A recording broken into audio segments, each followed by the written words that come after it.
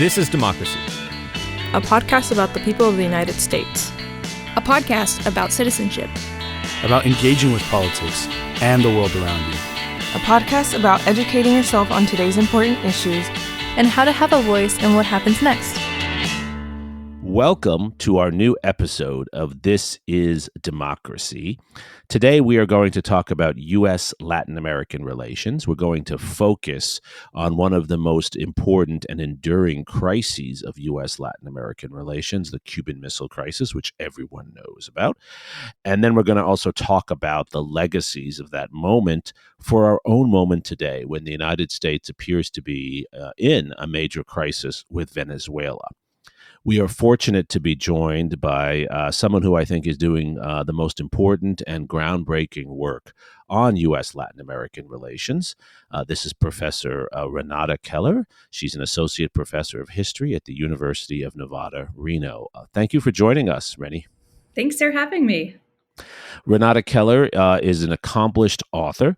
This is the second book that she has recently published. Her first book was called Mexico's Cold War, Cuba, the United States, and the Legacy of the Mexican Revolution. It's a wonderful book that grew out of her dissertation, written, I'm proud to say, at the University of Texas at Austin. Go Longhorns. Go Longhorns. And Rennie's new book, the book I encourage everyone to read, I just finished it a couple of days ago, and it really is a book that makes you think more broadly about the Cuban Missile Crisis and about the impact of the United States in the region. This new book is called The Fate of the Americas, the Cuban Missile Crisis, and the Hemispheric Cold War. Before we get into our discussion of Rennie's fantastic work and its relevance for us today, we're going to start, I think, almost by necessity with Bob Dylan today. Often we have a poem from Mr. Zachary, but today we don't have Mr. Zachary's poem. He's with us on the podcast, of course, but we have instead Bob Dylan. Not quite as good as one of your poems, Zachary, right? Sure. So we have Bob Dylan, and this is from one of my favorite Bob Dylan songs. I have so many. This is called Masters of War. This was originally written by Bob Dylan in late 1962, in the days and weeks after the Cuban Missile Crisis, and then first recorded in early 1963. So here we're getting this extraordinary artist's reaction to the Cuban Missile Crisis. And if he had Rennie Keller's book, then he would have been reacting to that too, I'm sure. So here we have the first three stanzas of this incredible song about the Cuban Missile Crisis.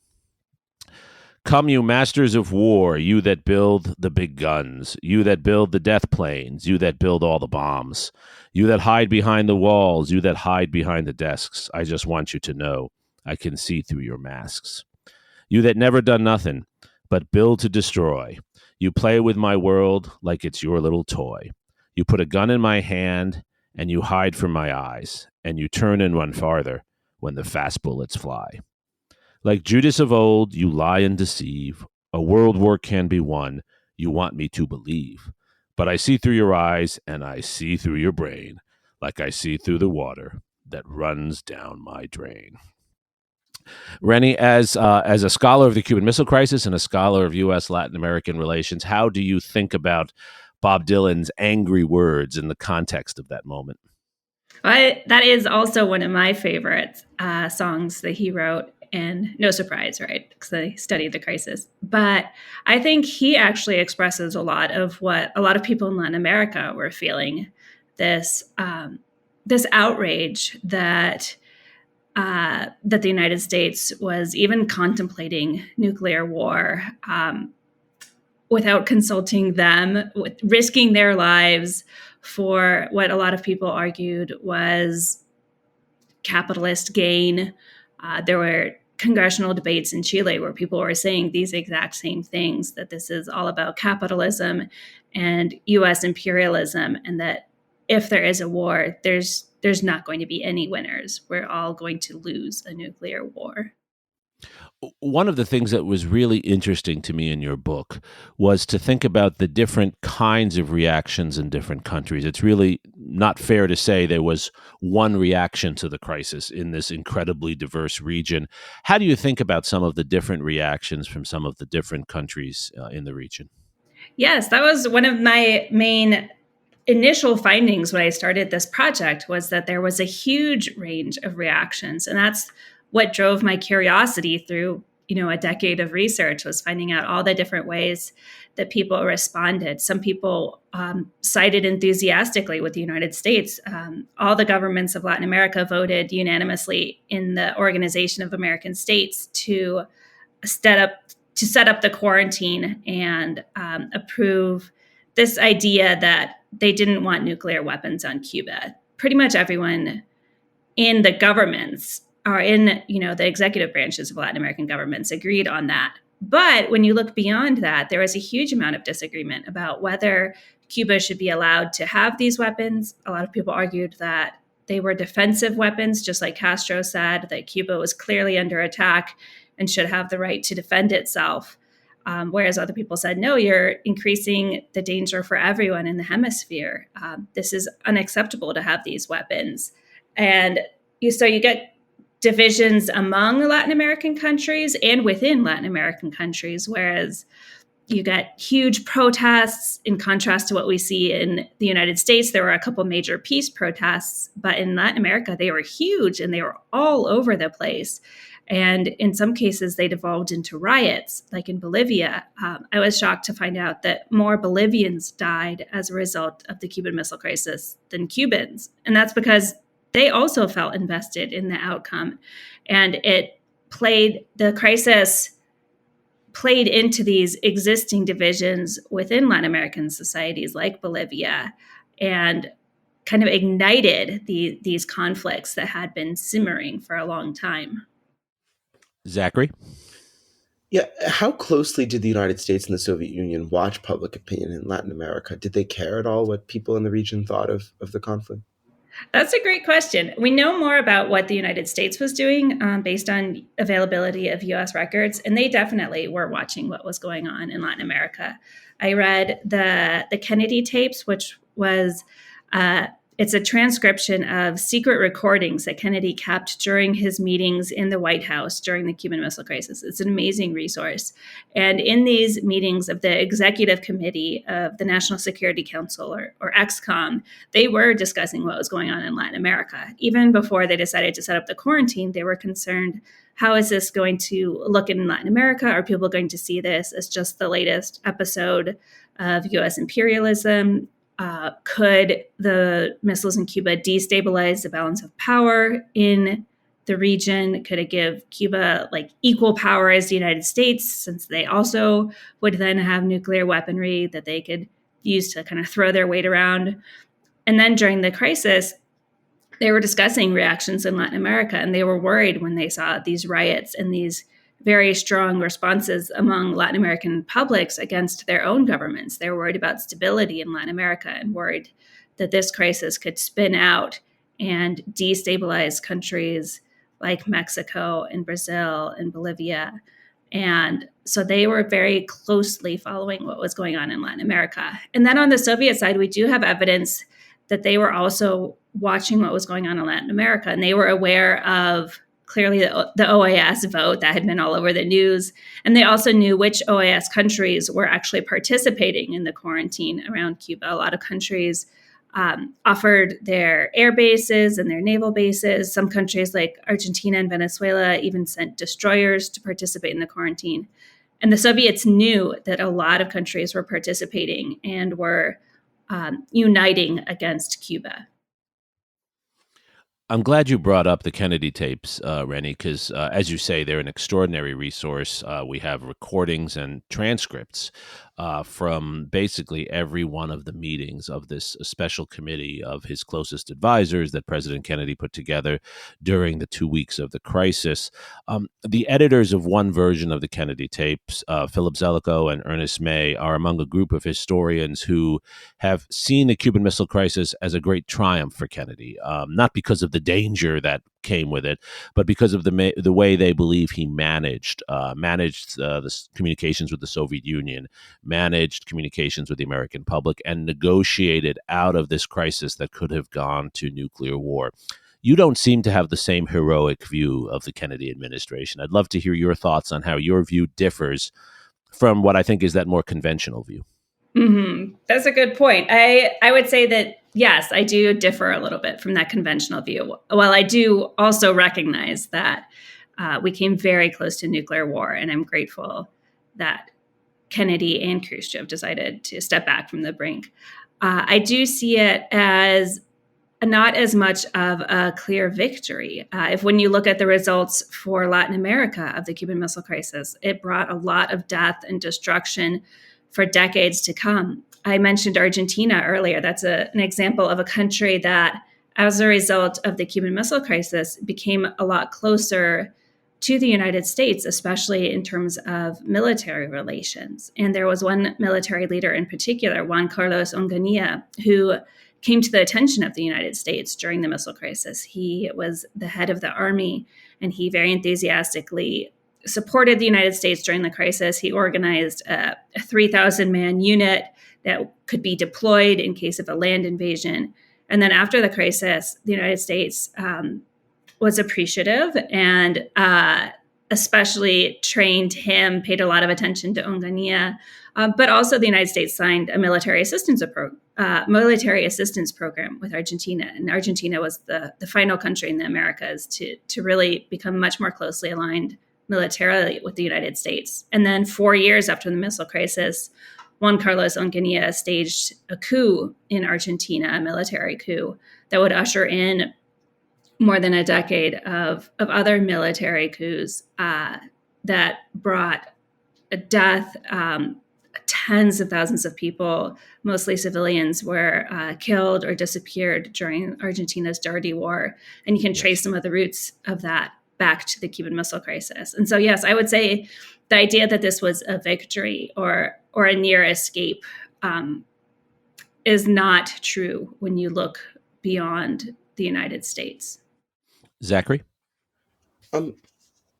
Why, though, do you see the Cuban Missile Crisis in particular as that critical turning point? I think this seems like maybe a larger factor in American policy in the region, or a larger trend that had already begun? Or is this, in your mind, the moment when American policy in Latin America moves away from real efforts to promote democracy and turns instead to sort of more transactional relationships with undemocratic leaders? Yes, that's a great point. So a lot of this builds on pre-existing trends, but I do think the missile crisis was an important turning point because it was a moment where everyone shared danger. And it was this moment where everyone had to decide between these kind of conflicting values and conflicting priorities. I focus on themes in the book that I saw being especially prominent during the Cuban Missile Crisis. These weren't themes that I had gone into the book looking for. But then as I started researching, I noticed that everyone was talking about security and sovereignty and solidarity. And these were values that people across the political spectrum and across the Americas were all fighting for, but were approaching from really different perspectives based on their political alignment or where they were literally within the Americas. And so it was a moment where people were forced to really define and prioritize their values. So they had been, seeking security, forever. We could argue that security is a basic human need.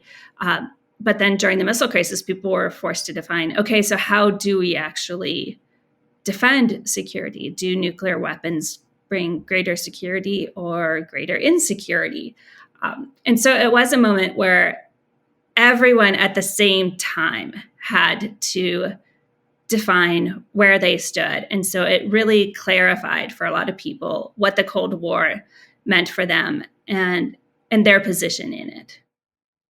One of the really interesting conclusions you draw, and I guess it's really two conclusions in one, is that on the one hand, you say the Cuban Missile Crisis shattered some of the solidarity among Latin American countries. You've talked about this already, the ways in which different countries reacted to it. at the same time, you make a very powerful argument that the crisis contributed to the negotiation of the first nuclear-free zone treaty, the Treaty of Tlatelolco, in 1967, which most people don't know about, but created a nuclear weapons-free zone, which remains the case to this day in that region.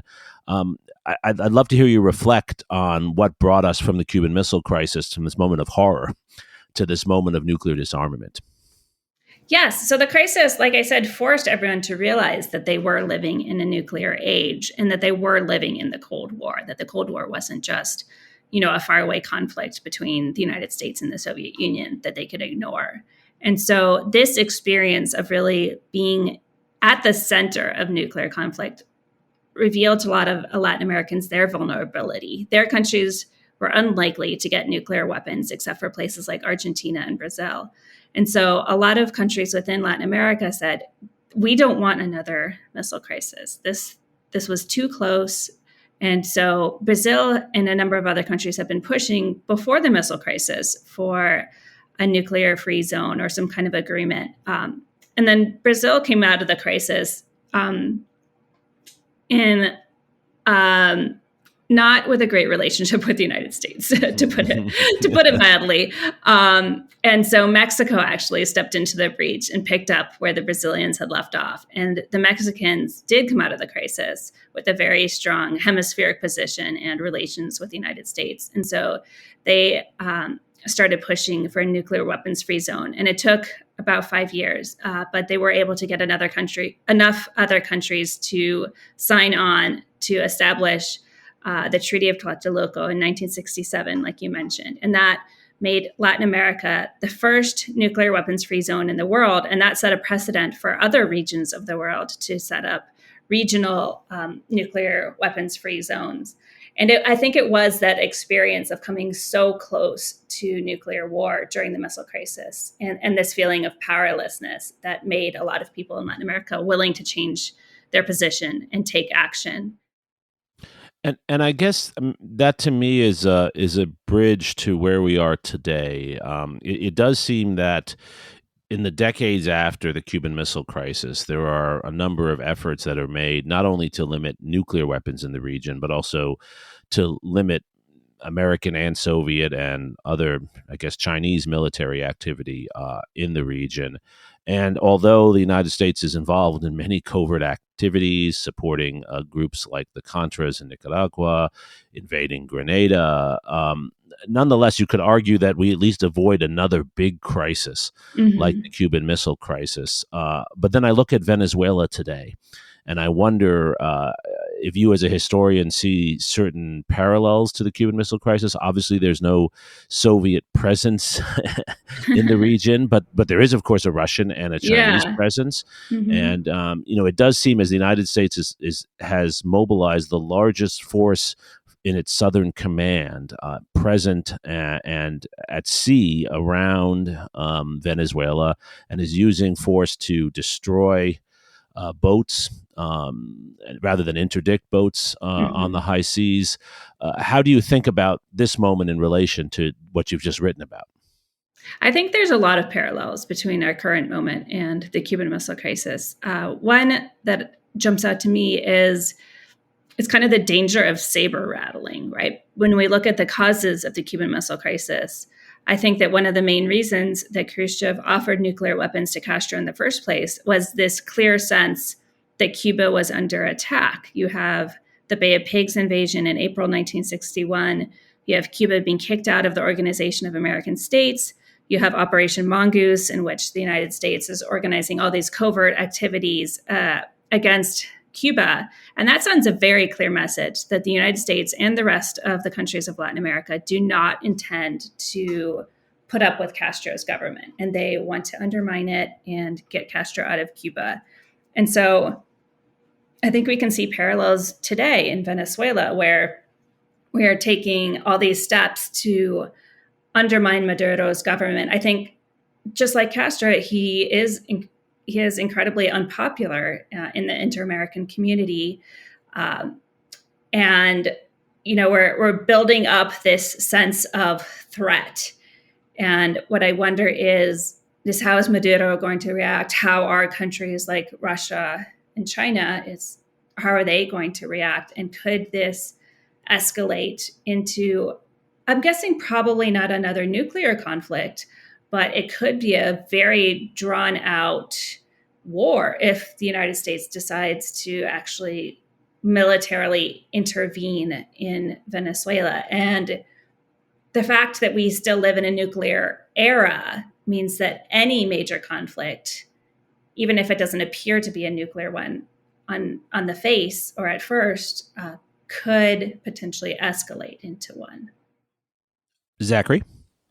Yeah, I want to ask, how do you think that what lessons do you think Americans should be learning from the Cuban Missile Crisis for this moment? I know you said the danger of saber rattling, but as we as sort of ordinary Americans, as opposed to maybe government leaders or people making decisions, how should we? What sort of different attitudes or different perspectives on this conflict should we bring, learning these lessons from the Cuban Missile Crisis?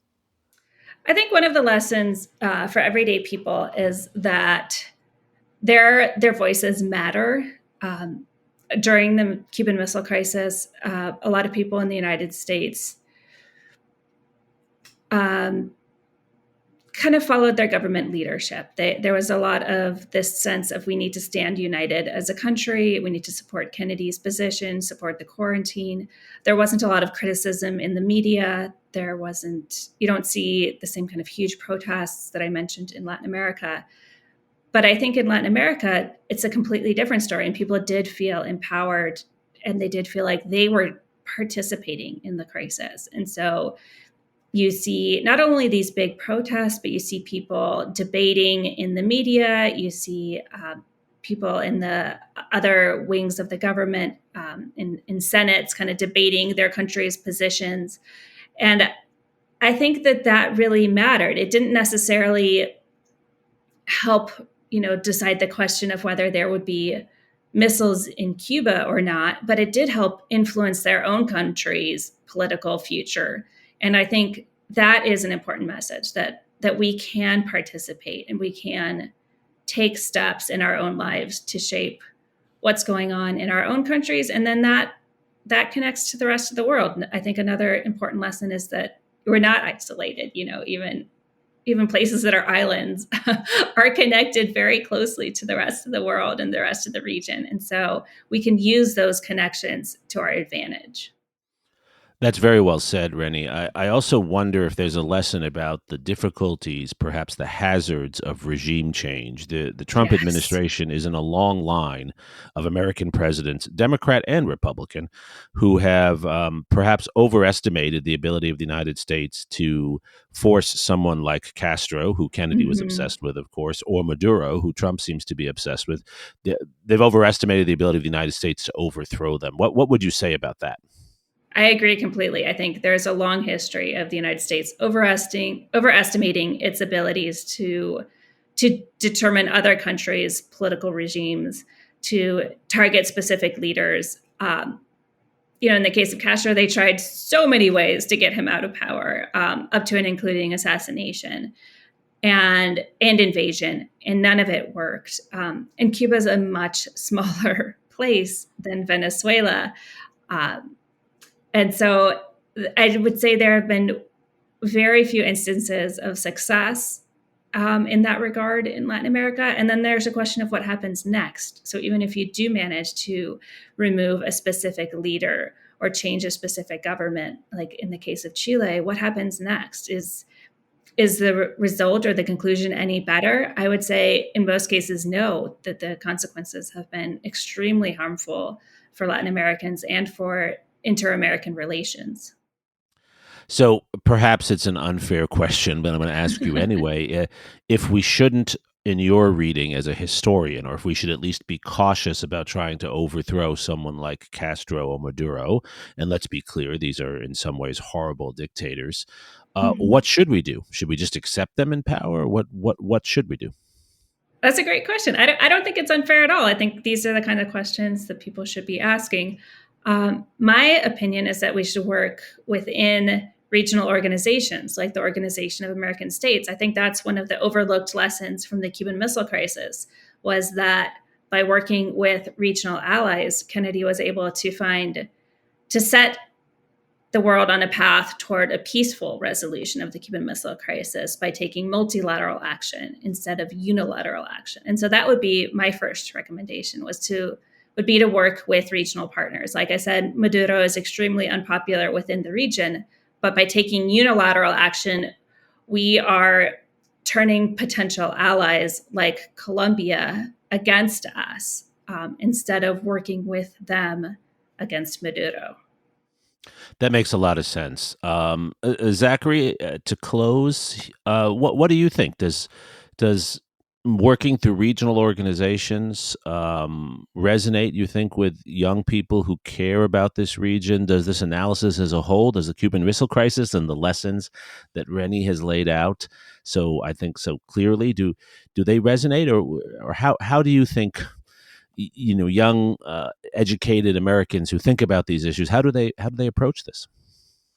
Well, I'm not sure that we necessarily have a sense of the Cuban Missile Crisis in the same sort of visceral sense that a lot of an older generation does, just having lived through it or having lived through the aftermath of it, and having experienced the sort of tension of the Cold War. But I do think that now maybe is the right time to start reevaluating the lessons that we learned from the crisis, and to think again about what it might mean to both protect American interests in Latin America, but also to promote American values in Latin America. That makes a lot of sense. That's well said, and I think it resonates with our friend Bob Dylan, getting us to think not of ourselves as masters of war, but I think what Rennie's talking about is masters perhaps of peace and negotiation. And I love Rennie. I love everything about your book, but I love in particular the way in which you do take us to the story of the Treaty of Tlatelolco and the efforts to build peace in the region after this horrible crisis and the nearness of extinction. I really think there's a lesson in that. I want to encourage all of our listeners to buy Rennie's book and read it, The Fate of the Americas, The Cuban Missile Crisis and the Hemispheric Cold War. It has a beautiful paperback version that's already out, so it's readily accessible and can be read in all settings. Rennie, thank you so much for joining us and sharing your wisdom on our podcast this morning. Thank you for having me. This was so much fun. It was indeed. Thank you, of course, to Zachary Suri as well for participating in the conversation and helping to always make sure that we're not flying off into never land of academic discussion and keeping us grounded in so many ways. And thank you most of all to our loyal listeners and loyal subscribers to our Substack. Thank you for joining us for this episode of This Is Democracy. This podcast is produced by the Liberal Arts ITS Development Studio and the College of Liberal Arts at the University of Texas at Austin. The music in this episode was written and recorded by Scott Holmes. Stay tuned for a new episode every week. You can find This Is Democracy on Apple Podcasts, Spotify, and YouTube. See you next time.